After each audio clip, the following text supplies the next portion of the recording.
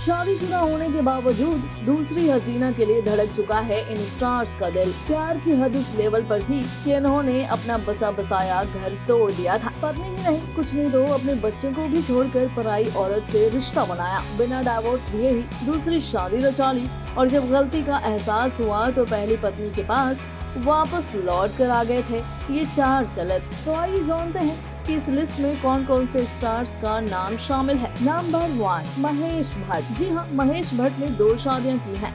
उन्होंने अपनी पहली पत्नी को बिना तलाक दिए दूसरी औरत से शादी की, जिससे उनके घर में खूब बवाल हुआ था।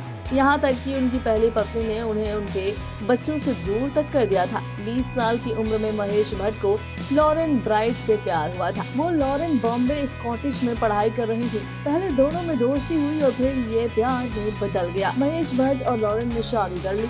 लॉरेन ने अपना नाम बदल कर किरण रख लिया था।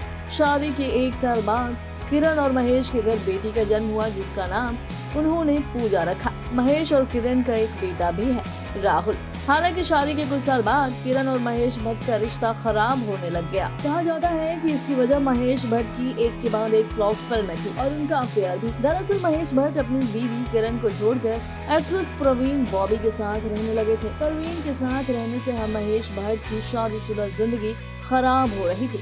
इसके बावजूद उन्होंने एक्ट्रेस को नहीं छोड़ा। बाद में प्रवीण और महेश भट्ट का रिश्ता भी टूट गया और महेश अपनी बीवी किरण के पास वापस चले गए थे। हालांकि फिर भी इनका रिश्ता ठीक से आगे नहीं चल पाया। फिर इसके बाद महेश भट्ट की लाइफ में सोनी राजदान की एंट्री हो गई। पहली बीवी के साथ रहते हुए महेश ने सोनी के साथ रिलेशनशिप रखा। महेश सोनी से शादी करना चाहते थे। ऐसे में सोनी और महेश ने इस्लाम धर्म कबूल कर लिया और फिर शादी रचाई। हालांकि महेश ने अपनी पहली पत्नी को तलाक नहीं दिया। सोनी और महेश की 2 बेटियां हैं, आलिया और शाहीन भट्ट। नंबर 2, रोहित शेट्टी। रोहित शेट्टी बॉलीवुड के जाने माने डायरेक्टर हैं। रोहित ने साल 2005 में माया शेट्टी से शादी रचाई थी। उसके बाद रोहित और माया की शादी के बाद एक बेटे ईशान शेट्टी के पेरेंट्स भी बने थे। दोनों के बीच सब कुछ सही चल रहा था कि एक दिन रोहित के लाइफ में एक एक्ट्रेस की एंट्री हो गई, जिनका नाम है प्राची देसाई।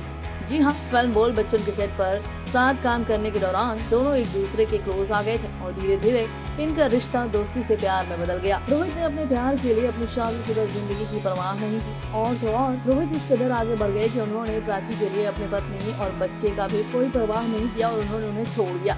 दोनों लिव इन रिलेशनशिप में भी रहने लग गए थे। दोनों करीब 5 साल तक लिव इन रिलेशनशिप में रहे थे। ये सब देखकर कयासों का बाजार गर्म होने लग गया था। ये दोनों जल्दी ही शादी करेंगे, मगर अचानक फिर इनका रिश्ता टूट गया। इनकी राहें अलग हो गई और प्राची से ब्रेकअप के बाद रोहित शेट्टी वापस अपने वाइफ और बच्चों के पास लौट आए। नंबर 3, राज बब्बर। इस लिस्ट में राज बब्बर का भी नाम शामिल है। जी हाँ, जब राज बब्बर स्ट्रगल कर रहे थे तभी उनको नादिरा बब्बर से प्यार हो गया था और दोनों ने फिर ब्याह रचा ली थी। शादी के बाद वो 2 बच्चों के पेरेंट्स भी बने। लेकिन राज बब्बर की लाइफ में फिर एक बार स्मिता पाटिल की एंट्री हो गई थी। बस फिर स्मिता पाटिल के प्यार में बुरी तरह से गिर गए राज बब्बर और फिर राज और स्मिता लिव इन में रहने लग गए थे। बाद में राज बब्बर ने नादिरा को डिवोर्स दिए बगैर ही स्मिता से शादी रचा ली थी। लेकिन उनका ये साथ बहुत ही कम समय का था।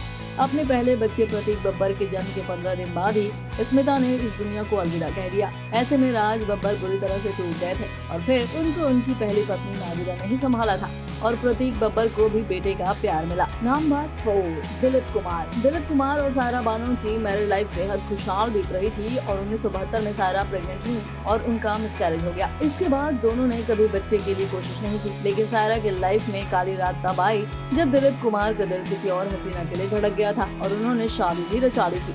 जी हाँ, दिलीप कुमार शादीशुदा थे और उन्होंने 1981 में आसमा रहमान से शादी कर ली थी। बताया तो ये भी जाता है कि उन्होंने बच्चे के लिए ये शादी की थी। हालांकि बाद में दिलीप कुमार को इसका बहुत पछतावा हुआ। ये शादी केवल 2 साल तक चली। दिलीप कुमार की बहनों ने आसमा रहमान से हैदराबाद में उनकी मुलाकात कराई थी।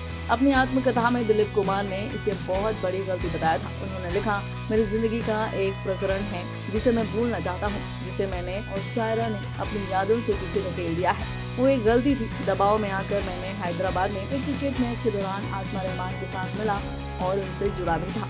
बॉलीवुड की latest news, gossip, film reviews, song reviews के लिए सब्सक्राइब करें हमारे चैनल क्रेजी फॉर बॉलीवुड को। And yes, don't forget to press the bell icon ताकि हमारे चैनल पे आई कोई भी नई इन्फॉर्मेशन आप बिल्कुल भी मिस ना कर पाएं।